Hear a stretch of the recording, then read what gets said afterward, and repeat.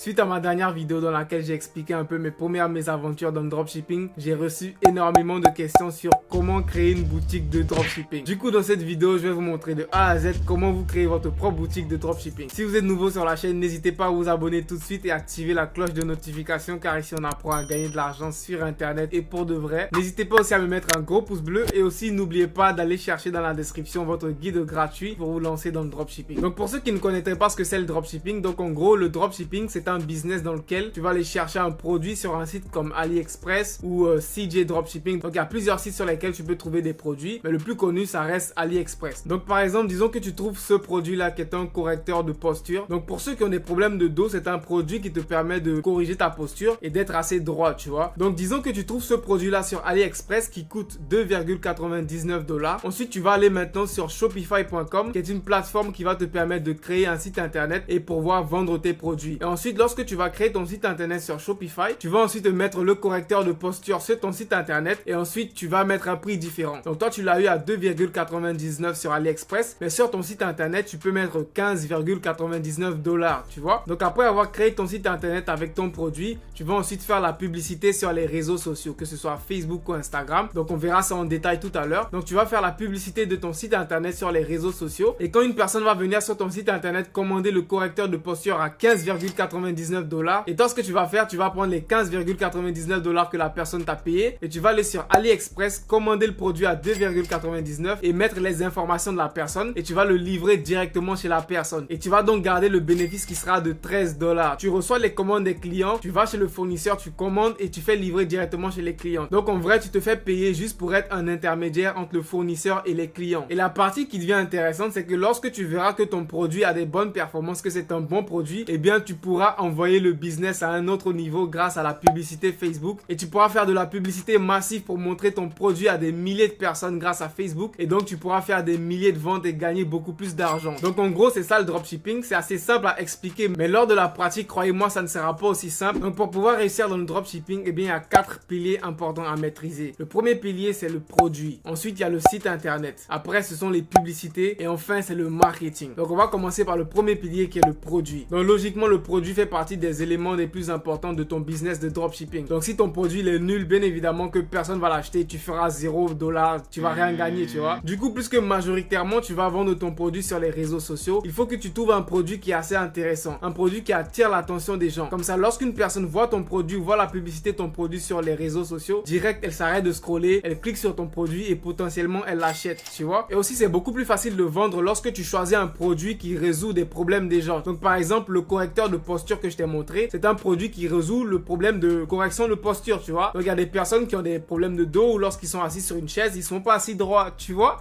Du coup, c'est un produit qui résout un problème. Donc ça aussi, c'est une approche à suivre lorsque tu cherches un produit de dropshipping. Soit c'est un produit qui est très intéressant, qui attire l'attention des gens, ou soit c'est un produit qui résout un problème. Et si j'ai pris l'exemple du correcteur de posture, eh bien c'est parce que c'est l'un des produits qui a fait le plus de ventes dans le monde du dropshipping, tu vois. Il a été vendu par des milliers de dropshippers partout dans le monde, tu vois. Ça attire beaucoup l'attention des gens et direct ça résout un problème qui est très vaste. Surtout que pendant le confinement, tout le monde était à la maison, tout le monde travaillait à la maison, tout le monde était tout le temps assis sur sa chaise, sur son bureau à la maison. Du coup, ce problème de posture là, il s'appliquait à presque tout le monde. Et donc c'est juste pour vous donner une idée de quel genre de produit fonctionne dans le dropshipping, quels sont les produits qui se vendent le mieux. Et donc si tu n'as jamais fait de dropshipping et que tu veux te lancer maintenant, je te conseille de ne pas chercher à réinventer la roue. Ne cherche pas à aller chercher un produit révolutionnaire que personne n'a jamais vu. Ne prends pas la tête, juste fais des recherches et vois des produits qui se vendent déjà bien et vends la même chose car c'est les mêmes produits que tout le monde vend. Et donc il y a plusieurs moyens de trouver des produits qui se vendent bien en dropshipping. Donc je vais vous en donner 3 que moi personnellement j'ai déjà utilisé. Donc le premier moyen c'est juste d'aller chercher sur Facebook. Tu fais la recherche sur Facebook, tu regardes un peu les vidéos, tu verras un peu des vidéos de publicité de dropshipping qui sortiront. Et le plus souvent tu verras qu'il y a des posts qui auront beaucoup d'engagement, tu vois, beaucoup de j'aime, beaucoup de vues, beaucoup de commentaires. Lorsque tu vois ça, le plus souvent c'est une indication que ce produit là il attire beaucoup l'attention des gens. Et donc s'il y a l'attention des gens, c'est qu'il y a vente, tu vois. Donc un produit qui a beaucoup d'engagement sur Facebook, c'est un produit qui potentiellement vend beaucoup. Ça c'est la première manière de trouver un produit qui se vend bien. Et le deuxième moyen de trouver un produit qui se vend bien, c'est d'aller directement sur AliExpress.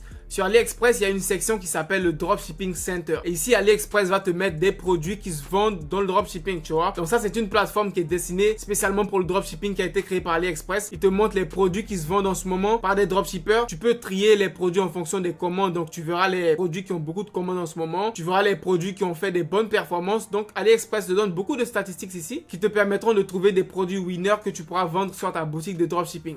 Ça, c'est la deuxième méthode. Et la troisième méthode, ça sera une méthode qui est payante. Ça sera d'utiliser des services qui te permettront de trouver des produits gagnants. Et ce sont des services qui regroupent des produits qui se vendent actuellement dans le dropshipping. Et ces services-là te donnent des statistiques à propos des produits. Dans quelle région tu peux vendre ces produits-là, dans quel pays tu peux les vendre, à combien tu peux trouver les produits, à combien tu peux les vendre, quel genre de publicité tu peux faire, à quel genre d'influenceur tu peux vendre ces produits-là. Donc, ce sont des services assez complets. Mais encore une fois, c'est payant. Donc, je connais deux. Il y a EcomHunt et il y a AdSpy, tu vois. Donc, ces deux services-là, franchement, ils sont incroyables. Ils vont te donner des produits qui sont gagnants, des produits qui se vendent déjà par d'autres dropshippers. Et aussi, ils vont te donner des statistiques assez importantes sur ces produits-là. Donc, franchement, moi, je pense que c'est un investissement à faire. Par exemple, EcomHunt, il coûte $20 par mois. Tu vois, $20 par mois, tu te diras que c'est beaucoup d'argent. Mais sache que si avec $20 par mois, tu peux trouver des produits gagnants qui pourront te rapporter des milliers d'euros, franchement, moi, je pense que c'est un bon investissement. Donc, je mettrai les liens dans la description de EcomHunt et de AdSpy, qui sont ces deux services qui sont payants pour trouver des produits gagnants en dropshipping. Et ensuite, le deuxième pilier à maîtriser, c'est le site internet. Donc, le site internet, c'est pas compliqué. Juste, tu dois faire un site internet qui est assez beau, qui est assez bien designé. Et sur Shopify, c'est vraiment pas compliqué. Il y a assez de modèles gratuits que tu pourras utiliser pour créer ton site internet. Donc, il y a des modèles gratuits comme il y a des modèles payants. Donc, ça sera vraiment simple de créer un beau site avec Shopify. C'est pas du tout compliqué. Et dans le PDF gratuit que je vous ai mis dans la description, je vous ai mis quelques détails à respecter lorsque vous créez votre site internet avec Shopify. Donc, des étapes qui sont très importantes comme les différentes polices de confidentialité et tout ça. Donc, tout sera dans le PDF gratuit. Et aussi, avec Shopify, vous pourrez facilement vous trouver un nom de domaine. Donc, c'est, je crois, $14 pour un nom de domaine sur Shopify. Donc, le nom de domaine, c'est quoi? C'est juste, par exemple, www.youtube.com. Ça, c'est le nom de domaine de YouTube, tu vois. Donc, lorsque vous allez créer votre boutique en ligne, vous aurez besoin d'un nom de domaine. Maintenant, pour la création de ta boutique de dropshipping, tu auras trois différents types de boutiques que tu peux choisir. Le premier type, c'est ce qu'on appelle un General Store. Donc, un General Store, c'est une boutique en ligne où tu vends tout et n'importe quoi. Tu peux vendre un parapluie, tu peux vendre des tapettes, tu peux vendre une brosse à dents, tu peux vendre tout et n'importe quoi sur le même site. L'avantage avec un General Store, c'est que tu auras la possibilité de tester plein de différents produits sans pour autant créer plusieurs sites à chaque fois, tu vois. Donc, ça va te faire gagner beaucoup de temps. Mais l'inconvénient, c'est que le taux de conversion d'un General Store, franchement, il est pourri. Parce que lorsqu'une personne vient sur ton site, c'est un peu le bazar parce qu'il y a un peu de tout, c'est n'importe quoi. Du coup, ça réduit un peu les chances qu'une personne achète sur ton site, tu vois. Le deuxième type de boutique, ça sera ce qu'on appelle un niche store. Donc, un niche store, c'est une boutique sur laquelle tu vas vendre des produits qui sont dans une même catégorie. Donc, tu peux être dans une niche, par exemple, de fitness. Donc, sur ton site de fitness, tu pourras vendre des haltères, tu pourras vendre des habits de fitness, des casquettes de fitness, tu pourras vendre tout ce qui tourne autour de l'univers de fitness. Donc, ça sera ça ta niche. Et personnellement, moi, je pense que c'est la meilleure option parce que lorsque tu crées un niche store, tu pourras avoir plusieurs produits sur ton site. Tu pourras donc tester plusieurs produits sans avoir à créer plusieurs sites internet, tu vois. Et aussi, à la fois, tu auras un beau site internet, tu vois, parce qu'un niche store, tu peux bien le designer. Tu peux faire un beau design et ce sera pas un site dérangé où il y a un peu de tout. Non, ça sera un niche store. Donc, si une personne a vu une publicité pour les haltères, qu'elle vient sur ton site, il y a des possibilités pour qu'elle soit aussi intéressée par des habits de store. Donc, le taux de conversion, il sera élevé. Donc, le taux de conversion, c'est juste le taux de personnes qui vont acheter sur ton site. Donc, ça sera le deuxième type de boutique. Et donc, le troisième type de boutique, c'est ce qu'on appelle un one product store, tu vois. Donc, c'est un site où il y aura seulement un produit, tu vois. Donc, par exemple, notre correcteur de posture, tu peux créer un site internet où il y aura seulement que ce produit-là, tu vois. Donc, tu vas faire les publicités et lorsqu'une personne va venir sur ton site, il y aura que ce produit-là. Donc, c'est comme si tu vas créer une marque autour de ce seul produit. L'avantage avec ça, c'est que le taux de conversion, il sera assez élevé parce qu'une personne, elle va voir la publicité et lorsqu'elle vient sur ton site, il n'y a pas trop de distractions. Il n'y a pas d'autres produits. Elle vient sur ton site, elle a un seul choix. Soit elle achète, soit elle n'achète pas, tu vois. Donc, tu auras un bon taux de conversion. Mais le désavantage avec le One Product Store, c'est que si tu veux tester plusieurs produits, eh bien, tu vas devoir faire plusieurs sites internet à chaque fois pour un produit. Donc, c'est ça le désavantage avec cette méthode-là. Donc, moi, personnellement, si tu te lances dans le dropshipping là maintenant, moi, je te conseille de faire un niche store, tu vois. Donc, le niche store, ça sera assez simple pour pouvoir tester plusieurs produits sans pour autant à faire plusieurs sites internet. Maintenant, le troisième pilier qui sera aussi très important, ça sera la publicité. Et lorsque je dis la publicité, je fais allusion à la vidéo ou les photos que tu vas utiliser pour faire la publicité de ton produit. Et le plus souvent, lorsque tu débutes dans le dropshipping, tu n'as pas assez de moyens pour pouvoir commander le produit toi-même et soit filmer des publicités toi-même ou envoyer le produit à des créateurs de contenu ou des influenceurs pour qu'ils fassent des vidéos pour toi, tu vois. Donc, dès le début, le plus souvent, quand tu es débutant dans le dropshipping, tu auras la possibilité de faire des recherches sur Internet, trouver des vidéos qui existent déjà de ton produit, que ce soit sur AliExpress ou sur Facebook ou sur YouTube, que tu tu pourras utiliser et faire quelques montages pour ensuite constituer ta propre publicité. Mais ça, franchement, c'est une option pour le début. C'est pas une option que tu vas continuer à faire sur le long terme, car le plus souvent, les publicités que tu vas trouver sur internet, elles sont copyright. Donc tu risques d'avoir des gros problèmes sur le long terme si tu continues à prendre ces vidéos là pour les utiliser pour tes publicités, tu vois. Donc ça sera juste une solution pour les débuts, et lorsque tu commenceras à faire des ventes et avoir assez d'argent, tu pourras maintenant toi-même soit commander le produit et filmer tes propres publicités, ou alors envoyer le produit à des créateurs de contenu ou des influenceurs qui pourront faire des vidéos, et tu pourras utiliser ces vidéos là pour faire tes publicités. Et le truc le plus important avec ta vidéo, il faut que ça soit une vidéo qui est assez intéressante à regarder, tu vois, parce que sur les réseaux sociaux, crois-moi, tu es en train de te battre pour avoir l'attention des gens.